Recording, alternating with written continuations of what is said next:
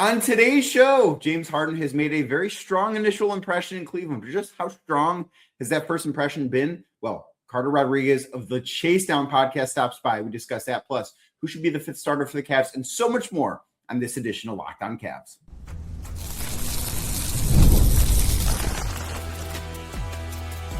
You are Locked On Cavs, your daily Cleveland Cavaliers podcast. Part of the Locked On Podcast Network, your team every day. Hi again, everybody. My name is Danny Cunningham, and I cover the Cleveland Cavaliers over at my Substack, The Inside Shot, and you're listening to another edition of Locked On Cavs, a proud part of the Locked On Podcast Network, now the #1 sports podcast network in all of America. You can find this show the same place you can find any other Locked On podcast. That's Apple, that's Spotify, that is YouTube as well. If you're watching right now, please do us a favor, hit the thumbs up button and the notification bell as we get started, and make sure you're subscribed wherever you might be listening to this show. In this edition of Locked On Cavs, brought to you by FanDuel. Use your profit boost on an NBA future and get entered for your chance to win a trip to the NBA Finals. Play your game with FanDuel, the official sports betting partner of the NBA. Very excited to have Carter Rodriguez of the Chasedown podcast stop by on today's show. We get into a lot. It's a long episode today. I think it's one that you're going to enjoy. We talk a lot about what James Harden's initial impressions have been in Cleveland, why we think there are things that have been very good, and obviously things that we need to see more of than just 3 games, but it has been a strong start without question to the James Harden era with the Cleveland Cavaliers. We also talk about who the fifth starter should be when the team is fully healthy. We don't necessarily see things the same way, but I think it is a very interesting discussion that you guys will enjoy. And finally, we also talk about who the most challenging teams for the Cavs in the Eastern Conference could be. And despite there being 3 teams ahead of the Cavs in the standings at the All-Star break, we don't necessarily think there are 3 teams that we would pick over the Cavs right now in the Eastern Conference. So without anything else from me, here's my conversation with Carter Rodriguez. Welcome back. It's been a little while since Carter Rodriguez has joined the show, but glad to have him as we dive into a new-look Cavaliers team that has really only played like 3, maybe 4, if you want to count the game in which James Harden did not play against the LA Clippers together. But Carter's just curious and I want to begin this conversation with this. What have your initial impressions been of what I am calling the 4th different version of the Cavs that Kenny Atkinson has coached so far? I think it's definitely clear what he adds to the team. And I think, like, regardless of how you felt about James Harden coming into this, and no matter what your qualms were with, how some of his tenures have ended, how some of the elimination games, like, we all know what the rap is. If you're not a James Harden fan, I do think it's just easy to forget that it's nice to watch someone who's a genius playing the sport. And he's a genius. I mean, it's pretty indisputable watching the way that he, like the precision with which he kind of operates, the pace at which he operates, where he's kind of going slower than everyone else, yet still somehow ahead of everyone else. I feel like dominating at a slower pace than everyone else is generally reserved for the geniuses of the game. And he's definitely been that. Like the pass to Jalen Tyson, the behind the back pocket pass through traffic that hit him in stride was, a top 5 pass I've ever seen a Cavalier make, probably.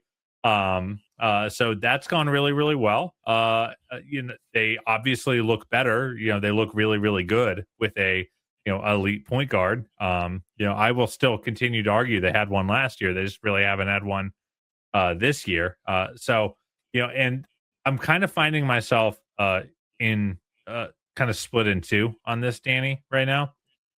The first way is I do have like this kind of, and maybe I'm just protecting myself a little bit in the early stages, but I see, all right, they've played 3 games of the Harden era, and they barely beat not a skeleton Kings team. They have to come back against the Denver team who, well, that's a great win in Denver no matter what. Like, it's not like Denver's been at the peak of their powers. And then they beat, not even an NBA team in the Wizards with what they ran out. I mean, they had like a 6'6" guy doing the jump ball, and they were like arguing about who got to lose the jump ball to Jared Allen. So like part of me is like, I think a little bit concerned that people are getting over their skis a little bit. Like, hey, like this team won 64 games and they certainly had 3 last year, and they certainly had 3-game stretches that were way more impressive than the 3-game stretch we just saw that has everyone just like redefining them as title contenders. Especially those that didn't have them in the camp prior. Be like, oh, look at this. Buy tickets in June, baby. It's like, well, hey, man, there's still a lot of season left. So part of me is a little skeptical. And part of me is, I think, still a little defensive of the Darius Garland era, where I just, I love Darius. I've made no secret of it. It was really, really sad to see him go. And I wondered if, I wondered how much of an improvement it was going to be, given the, obviously the age concerns and some other things. But so that's side one. That's hand one. Hand two, Danny says, there is some stuff here. There is some stuff that, I was talking to Steve Jones from the Dunker Spot, and he kind of talked, and we were just kind of talking about the difference between the way Darius plays point guard and the way James plays point guard, and how sometimes defenses will give Darius something and he won't just aggressively take it. He doesn't inflict pain in his decision making as a player consistently. That was kind of the way that Steve was framing it. I'm probably representing him a little poorly. Like there wasn't like the defense must react to me every time, and I'm going to make decisions and even try plays that only superstar players would try, and that inherently causes defenses to break in ways that making the right play over and over again doesn't always do. And I do see that in these 3 games with James Harden. I've monologued. Your thoughts? No, I think it's been better than I expected it to be. And the pass to Tyson that you brought up, I don't know how many guys, I'm not going to sit here and act like I was super dialed into the prime years of Mark Price. It's not where I was at in my life because, I was born in 1993. I don't know how many guys that have played basketball for the Cleveland Cavaliers at any point are capable of making that pass the way that he made that pass. Like maybe Darius Garland is, I don't know. We really didn't see that exact pass from him. Like the list might be, at least as far as guys that I've watched, LeBron and Rajon Rondo. Like, because and I know that Rondo with the Cavs was not peak Rondo, but like he could still make that type of thing. And I do think that we are watching him just be able to put pressure on defenses in so many different ways. And I think the fact that he's 6'5" and a bigger guard does give the Cavs some added flexibility defensively too, but it also makes it so and one of the things I think I'm most fascinated to find out, and I am very excited to see what the Cavs look like on Sunday in Oklahoma City. And I know that the Thunder might not be fully healthy and maybe there won't be as much to take away from that game. But the Thunder, part of the reason why the Thunder have had success in a couple of blowout victories, and I know the Cavs beat them in January last year too, but they have had a lot of success against Donovan Mitchell because they could just put Lou Dort on him, and Lou Dort has basically been built in a lab to shut down Donovan Mitchell. He is, I think, the best Donovan Mitchell defender in the league. Can he still do that when James Harden is on the floor? Like, is that still going to be his assignment? I'm just so fascinated by how this changes things. And I am a little bummed too that there's only 2 games left with Detroit. There's only 1 game left with New York, 1 game left with Boston, because I don't know that we're going to get an accurate description of what this Cavs team is going to look like with Harden against some of the best teams. Like, I think from a big picture perspective for the Cavs, it is a good thing they have the weakest or second weakest schedule in the Eastern Conference remaining, because that gives them some margin for error to iron out some of these kinks, but it also kind of makes them a bit of an unknown going into the postseason. And as you mentioned, Harden has had his postseason letdowns without a doubt. But one of the other things that I just keep thinking about, Carter, is Harden has been alongside a lot of great players throughout his career, but he has never been, in my opinion, at least the second best guard on a team, because he was the best player on every team that he played with in Houston, at least like once he got to his prime. If you want to say that Russ in OKC was a better guard, fine, that's okay. That was too long ago. It's 14 years ago. That's not applicable. It's not actionable data. Right. That does not matter right now. But from Houston, he was always the best player. In Brooklyn, KD was the best player, but he was better than Kyrie. And Kyrie was also very much not available, especially at home games. In Philly, he was not the best player, but there was no guard that was even close to him. Yeah, Maxey was on the come up, but it was still but he hard. was not what Harden was running, had the keys. Where now it's Harden is playing second fiddle to another guard in Donovan Mitchell. And how that looks in the postseason, I think, is one of the most interesting questions, not just with the Cavs, but like across the entire NBA for what is going to determine who wins the championship this year. We don't know what it's going to look like. I am fascinated to find out. One of the other things I'm really interested in finding out is how does he look alongside Evan Mobley? Like, it's clear he's going to and has already, I think, elevated Jared Allen, who, by the way, was playing awesome before Harden got here too. Like, that should be noted. But he's going to make Jared Allen look incredible. What does he look like alongside Evan Mobley? I think is really interesting too. Yeah, I asked Justin on our last podcast if Jared Allen was the best pick and roll partner Harden's ever played with. I think it's Dwight Howard. Late prime Dwight Howard was still an all NBA talent. But I think Jared's as good or better than anyone else he's played with as a pure pick and roll partner. Obviously, Embiid is a much, much better player than Jared Allen in his prime. But, it's just not the same type of player. He wasn't like a downhill screener kind of guy. He's a post-up big that would, do dribble handoffs and all this other stuff. But, his game wasn't predicated on just doing the thing that James Harden likes to do most, which is get a screen from a big, get downhill, get to the rim, draw a foul, or throw a lob. And, I think Jared Allen, this version of Jared Allen's better than any version of Clint Capella he ever played with. And the fact that Jared is the second most important big on his team is quite the luxury for a team to have, because like a Harden Capella pick and roll was like what the machine was made of for a while in Houston. And now that's like the second thing you do, or maybe the third thing you do with this roster. Obviously Harden isn't what he was in Houston. So like you have to, apply some depreciation there. But overall, I think that Jared is going to remain phenomenal, and I'm so happy. I think that's like my biggest thing that I'm excited about. Is I just think Jared's going to keep getting spoon fed. I was listening to your podcast, your last podcast this afternoon while I was running some errands, and you mentioned that Jared's probably just going to have the best year of his career from this point forward. And I think you're probably right if the volume stays there, because James isn't going to forget to pass him the ball. Unlike many iterations of this Cavs team. But the Evan fit I do find a little trickier, because Evan isn't the best screen setter in the world still. He's gotten better, but he's still not the best. And he's also not the most decisive offensive player. I think one of the things that's so great about Jared that plays in his favor is like he's not a man who's cursed with options. He's either going to get all the way to the rim and dunk or pivot into a layup, or he's going to make an immediate, short roll pass.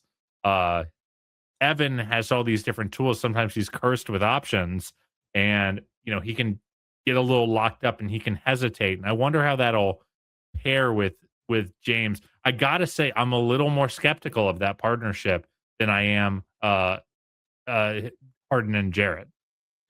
And I wouldn't necessarily expect there to be more with Carter in just a second, but first, today's show is brought to you by Indeed. Workplace chaos, deadlines stacking up, inbox overflowing, and the one place that you have to fill still sitting open. Well, that's because the pressure's on and you need the right hire for that position. This is a job for sponsored jobs. Indeed, sponsored jobs helps you reach the people who actually fit what you're looking for: skills, experience, location. So you're not just hoping the right candidate stumbles across your post. And here's a stat that says it all. In the time that I've been talking to you, companies like yours have made 27 hires on Indeed, according to Indeed data worldwide. So if you're hiring, spend less time searching and more time interviewing candidates who check all your boxes with Indeed sponsored jobs. Spend less time searching, more time actually interviewing candidates who check all your boxes. Less stress, less time, more results. When you need the right person to cut through the chaos, this is a job for Indeed sponsored jobs. And listeners of this show will get a $75 sponsored job credit to help get your job the premium status it deserves at Indeed.com/podcast. Again, that is Indeed.com/podcast. Go there right now and support this show by saying you heard about Indeed on this podcast. Indeed.com/podcast. Terms and conditions do apply. Need to hire? This is a job for Indeed sponsored jobs. Today's show is also brought to you by TurboTax. Tax season doesn't have to take over your life. And this year, TurboTax is making it easier than ever to just hand things off and move on with your day. With TurboTax full service, you can have your taxes done for you by a trusted local expert, start to finish, without the guess or stress. Instead of spending hours trying to figure out forms, you can meet with a local TurboTax expert in person, or you can connect online. They handle everything from W-2s to self-employed forms, and they work to get you every deduction that you could possibly imagine. You can upload your documents, go about your day, and get updates right in the TurboTax app. It's a huge time saver and gives you real peace of mind knowing that an expert is handling everything for you. So for a limited time, you can have your taxes done by a local TurboTax expert for just $150 all in if a TurboTax expert didn't file for you last year. All you got to do, file by February 28th. So take taxes off your plate and get back to your life. Visit TurboTax.com/local. That is TurboTax.com/local to book your appointment today. Very many, if any, only Harden and Mobley, like minutes together, like without Donovan, without Jarrett. Like I would imagine they're just not going to, maybe there's an injury and like it's a necessity at times, but I don't think that's necessarily going to be part of the plan for the Cavs. So I guess basically when I'm curious about what that fit looks like, it's almost more so, what does James Harden look like with two bigs? Because that is not something he has experienced. Like the recipe with Harden has always been going to give him a great pick and roll partner, and we're going to try and put three shooters around him. And it has worked to varying levels with varying different teammates. And there have been some really, really great teams offensively that have come from that. And the Cavs have some lineup options. Like they can have a 5-man group of Harden with Jarrett Allen, and then you've got Jalen Tyson and Sam Merrill and Dean Wade on the floor. And it's like, good luck trying to stop that because you've got 3 elite shooters and you've got an elite pick and roll duo. But I do think it comes into it makes the starting lineup an interesting discussion to have. And what it looks like when you've got Mitchell and Harden and Mobley and Allen, I think that is something that's going to need to be worked out because Kenny Atkinson in his time here has shown he's comfortable closing games without Jarrett Allen. But he's not necessarily – there have maybe been 2 or 3 examples over the 2 years where he's closed without Evan Mobley. I don't even know that it's that many. They're normally like those kinds of nightmare games for Evan, where he's like really not having a good game, and he just doesn't really have that often.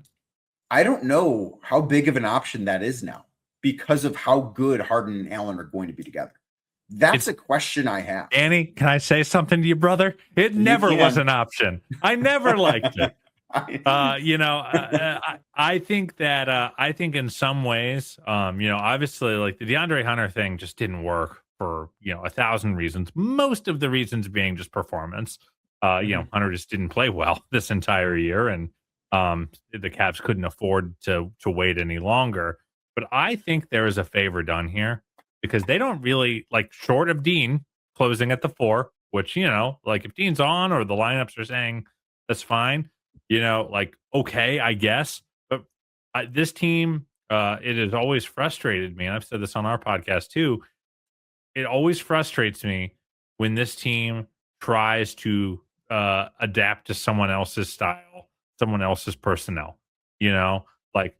Like what is the single sentence thesis pitch of what the Cavs are? It's 2 elite guards and 2 elite bigs on the floor at the same time, helping create redundancies for each other when one needs help, and also having these small, idiosyncratic differences in how they go about their game that lifts up the other. And I still think that's true with James Harden. They didn't change their paradigm with the Harden trade. They traded a point guard for a point guard just with a different body type, but like they didn't go get like a big playmaking wing or something like that. Like their thesis remains the same. And I've always been frustrated when this team steps away from the thesis, the core constructing principle of their team in the most important moments. And I think it's harder to do that now when you don't got a guy who's making like $24 million sitting there as like a potential carrot to come in as a small ball 4. So I think they absolutely shouldn't ever do it. unless like personnel really, really dictates or performance really, really dictates, but they shouldn't get played into a small lineup.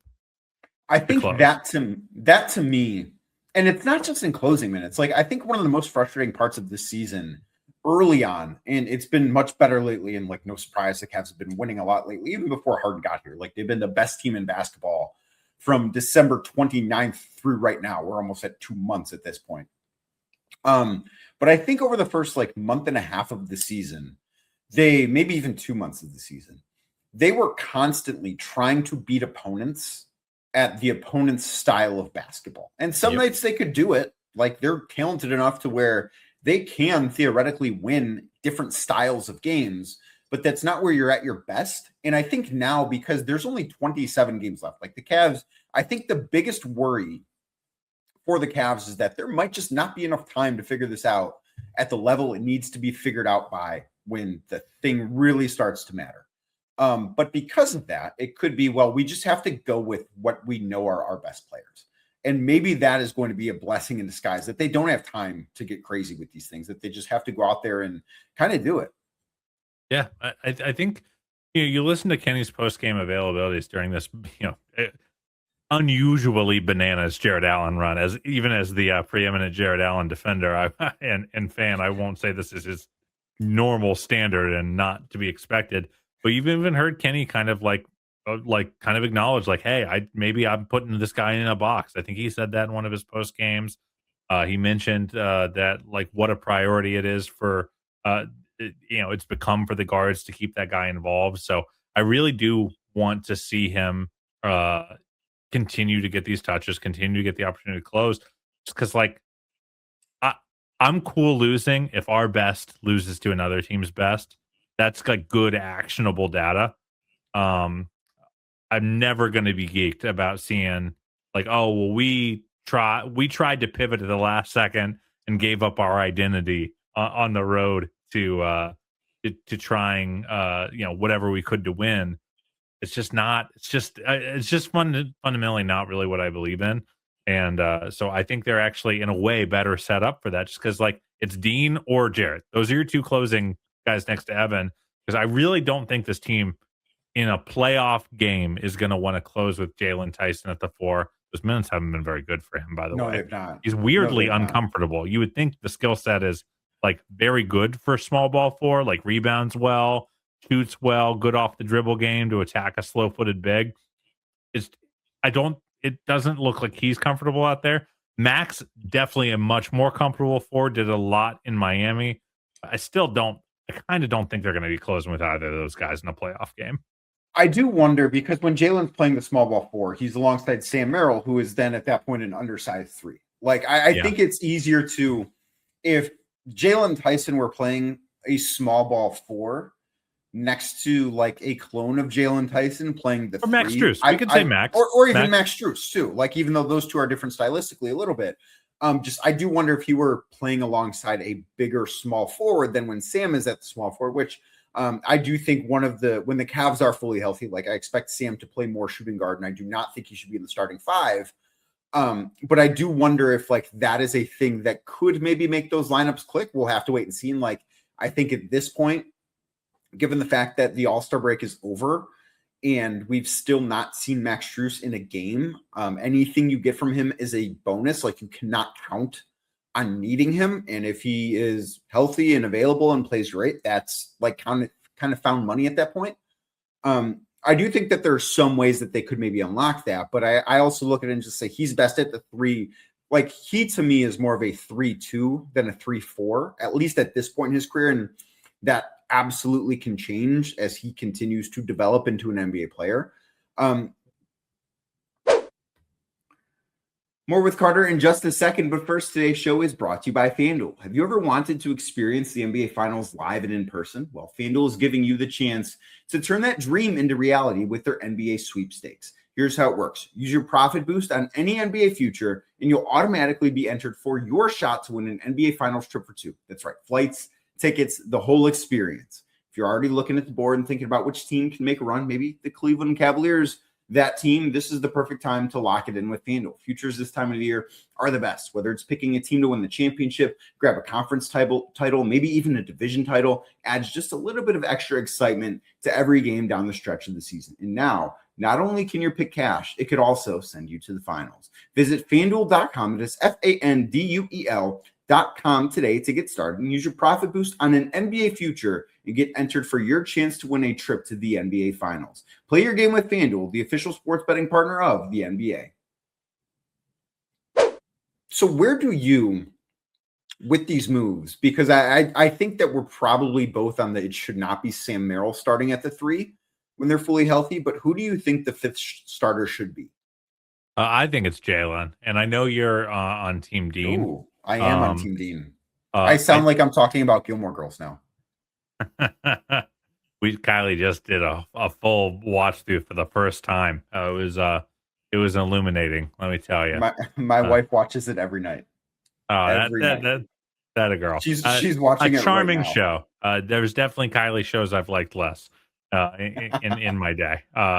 But yeah, I think it's Jalen. Let me lay out the case. One, he's the most important on the roster, like for the team's long-term development. And I want him in these minutes. And I know it's hard to think developmentally when you are trying to win a title. And I reserve the right for Kenny to pull the ripcord and put someone else in mid-playoff series if it's not going the way he wants. But I think that Jalen is just the most important, and that matters. And seeing him in the setting that he's going to need to thrive in if he's going to be as good as the team wants him to be and as good as he wants to be and as good as I think me and you probably think he has a chance to be. I want to see him in that setting. I want to see him figure out how to bring, his particular brand of usage to a starting lineup. I think the defensive metrics, I think Justin pulled his basketball index metrics. He's up past the 90th percentile in ISO defense and a lot of the other defensive metrics. So he went from a pretty negative defender last year to at least a net positive one, if not a elite stopper that, someone like Dean is just going to out-metric him most of the time.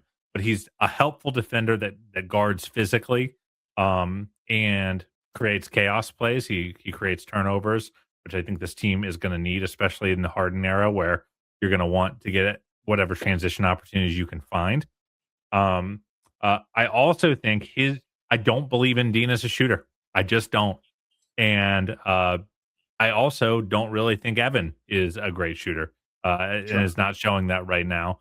And I don't want to have 3 guys I'm not sure will hit an open 3 on the floor at the same time. Dean, he's been a lot better from 3 as of late, but he's still slumped and the volume just isn't great and has been pretty, he's taken big volume dips in postseason settings when the rotations crank up because he's not a guy who's going to take a lot of semi-contested 3s. And I really trust Jalen to do that. And then finally, I think the other thing, because I was I'm more between if Max was healthy, a healthy Max versus a healthy Jalen. But the reason I like Jalen is that I actually don't think you need to do a lot of movement. I don't think you need to create a lot of movement 3s with that starting 5. I think, I'd rather save the Sams and Maxes off-ball chaos for when we've got less inherent advantage creators on the floor that can get teams into rotation on their own. What have we seen with James Harden? It's 2 on the ball. It's guys coming up to the level and the Cavs just getting guys in rotation off of a simple pick and roll. You can be a more standstill catch and shoot guy, which Jalen is compared to a Max or a Sam in that role. And then finally, I just don't like playing all 3 of the bigs that I ever want to play all to start the game at the same time. That's fair. I think it's hard to manage Dean's minutes because I think Dean should be an 18 to 20 minute guy that flexes up when he is really on it, because he's going to have games where he's shooting really well. And you're if he's shooting well, he's as good of an option as anyone next to those guys. But if he's starting the first and second quarter and playing the first let's say 5 minutes of each quarter, you've gotten 10 of my allotted 20 right there. And I don't really want to play I don't want to play Dean like the Keith Bogans Memorial fake starter because I need him to be my backup power forward in my third big. So that's my case. Have I swayed you? I think those are all valid points. But I think the thing that I think of in a playoff series the most, and this might be a little different, and we'll get into this in a second, as far as like who the Cavs are playing. I trust Dean Wade more defensively against some of the other top players in the Eastern Conference. Like if the Cavs are playing the Pistons in the second round or in the conference finals, I trust Dean Wade defensively on Cade Cunningham more than I trust Jalen Tyson on Cade Cunningham. If they're playing the Celtics, I trust Dean Wade on Jaylen Brown more than I trust Jalen Tyson on Jaylen Brown. And those things have to matter because I also do look at it, and maybe with the Knicks, it's a little different because Brunson is smaller and maybe Tyson's a better matchup there. But I also look at this because you brought up the shooting and the low volume with Dean, and that stuff is totally fair. But I just think as long as James Harden and Donovan Mitchell are on the floor together, you're going to be a lead offensively. So that's kind of why I lean defense with this selection, because I think if you've got, and maybe this doesn't work with Evan Mobley and Jared Allen and James Harden and Donovan Mitchell. Maybe they need to figure something out. Maybe they really need an elite level shooter that Jalen Tyson has been. We'll have to wait and see exactly what that looks like. But I do think that they're going to be good enough offensively, no matter what, when Harden and Mitchell are on the floor together primarily, that you can lean defensively with that fifth starter spot. And I do think Jalen's been a good defender. And I think there are some matchups he's better with than others. And like to think about where he was defensively opening night against Jalen Brunson when he had like 4 fouls in 18 minutes to where he is now. Like it's been tremendous growth. And I hope like we see him defend Brunson in a couple of weeks when the Knicks are in town, just like to see how he has grown since then. And even on Christmas Day in New York, I thought he was really, really good in that game too. But I almost just want to say I trust Dean to be a better defensive player than I trust Jalen to. It's not to say that Jalen's not a better offensive player, because I think he's significantly better than Dean on that end.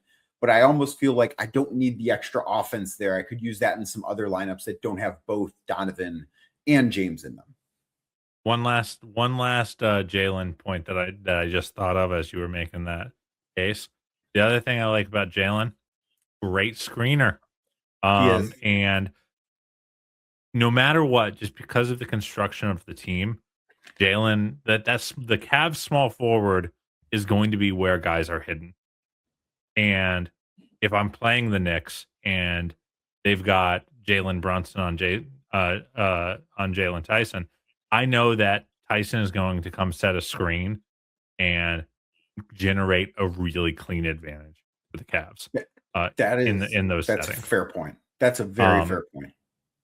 Whereas I think Dean will kind of park in the corner and, I mean, not that he can't set screens, but if he catches the ball in the short roll, I'm not projecting much to be done. So like, while yes, they should be enough offense on their own, if you make them play, 4-on-5 on offense against a tuned up, schemed up defense, like we just know that like the playoff basketball is where like if you've got a weak spot, we're gonna pick at it, and I just want to preserve that flexibility. Plus, I just really love the idea of a Schroeder, Sam, Max, Keon, Dean bench. Like all those 5 guys can come in and really change. You can take any of those 3 guys and do obviously we're not doing hockey style line changes, but you can you can send those 3 in to get 3 Cavs starters out and still have an absolutely killer lineup. It's a lot harder when you're starting Dean with those 2 bigs, because like now you gotta keep one of the bigs on, you gotta take the other one off, it's just like it just doesn't feel as clean to me. I don't think you're like insane or anything like that. I also think it's easy. I just think it's easier to do. I think I'd rather throw Tyson into the deep end and say, "Hey, go figure it out, kid." And we do see this in postseason. Sometimes kid isn't ready, and coach makes a quick hook going into game 2 or game 3 of a series where they're like, yeah, those minutes aren't working. You know, Brunson's eating us alive. I just want to get bigger. Sorry, one last thing. And I know we're going really long on this, Oh, I don't but care. I also wonder how much Dean's ISO defense is going to matter as much in the Harden era, because I think this Cavs team is just going to switch more. I think they already switched a lot. I think they're going to switch more. If not just to make it so James Harden doesn't have to navigate ball screens, because he doesn't want to. But like, I just think like if Dean's on Brunson to start a possession, I wonder how many possessions he'll end on Jalen Brunson if the Cavs are going to, become one of the switch heaviest teams in the league when healthy. No, I think those are all fair points, and I hadn't necessarily thought about how they're going to adjust defensively. I have thought about like how they could maybe hide Harden in a few different places than they could Garland, because Harden is just a bigger basketball player, and you can hide him on players like Dean Wade, for instance. Like if there's a Dean Wade on another team, James Harden could be defending that guy, and it could be, a better option for the Cavs.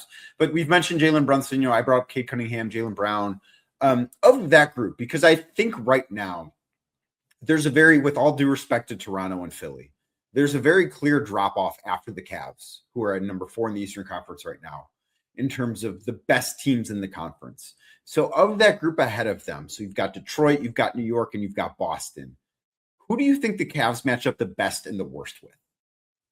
I think they match up really well against the Knicks and the Pistons. You too. I don't believe in the Pistons. I don't either. I just don't. I'm sure, I could eat my words. Normally when I feel this strongly about a team, it's a little dangerous. I just like what teams that can't shoot go this far, like in a playoff setting, hold up. It's so rare. And I know they were just like a couple bad whistles against the Knicks for making the second round last year. If you make the second round in that Eastern Conference, maybe you'd make the finals. I don't know.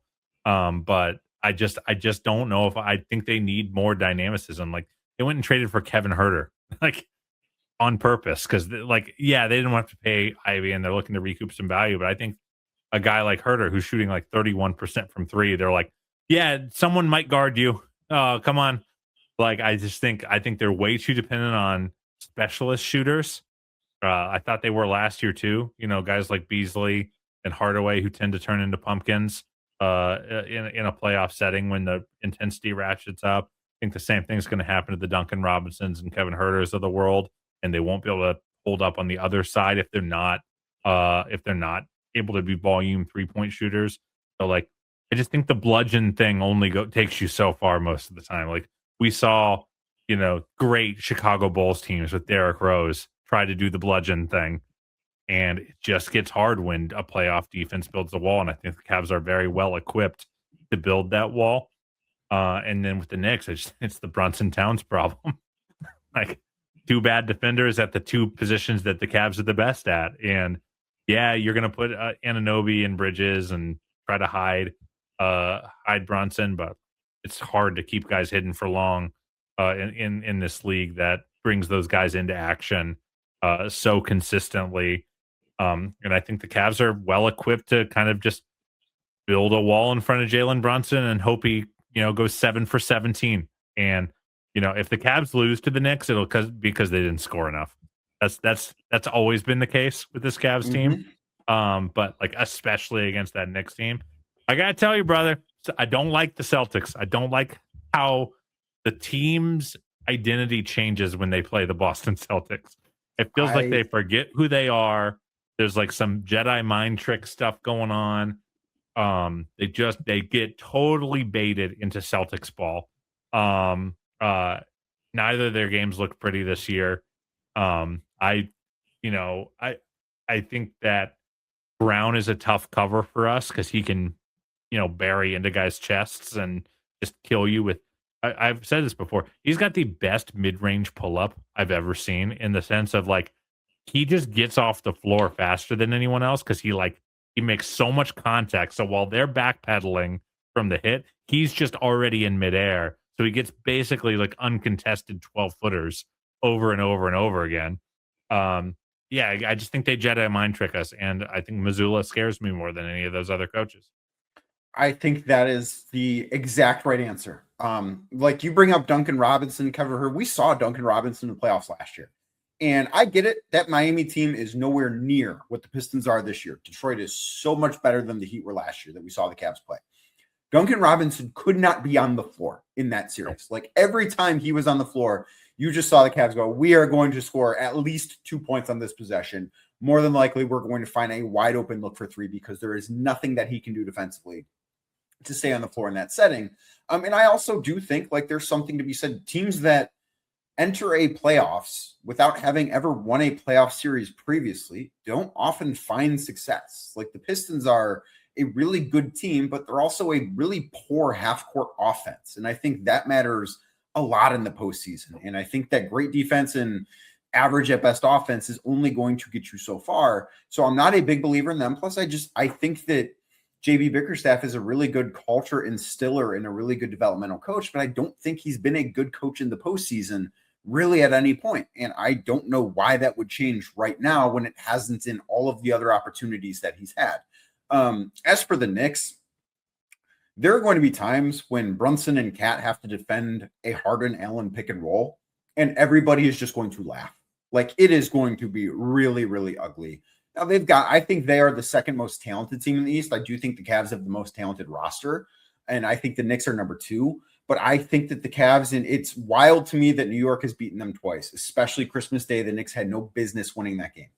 But I think the Cavs match up really well. And then everything you said about Boston, I couldn't agree more. Like even if Tatum doesn't come back, that I think is a very, very good team. I will say, for the Celtics if he doesn't, because he'll be. I agree. Working his way back, and he's not going to look like himself if he does. That team has an FU mentality right now. They do, and that's dangerous. Yeah, that is dangerous. That's very dangerous, and they've had the benefit of health all year. Like that's a group that has played a lot of minutes together. They know how to play with each other. Joe Mazzulla has been awesome. Like I think that Celtics team is the one that if you're a Cavs fan should scare you the most in a postseason matchup. Yeah. Now I think I would pick the Cavs. I would probably pick the Cavs to win all of those series. Maybe I'm being a little bit of a homer. And they are, to be clear, like as we record this, it's 9:30 Sunday evening. The Cavs are the favorites to win the Eastern Conference on FanDuel. So that's not like some crazy homer pick to say that the favorite could win the conference. But the Celtics are the one that I think I would have the most pause on. Yeah, that could be the era killer. You know, if you lose to this Celtics team, then you start asking far bigger questions than Darius Garland for James Harden, which is a pretty big question to ask, by the way. So there's definitely some fear associated with that team.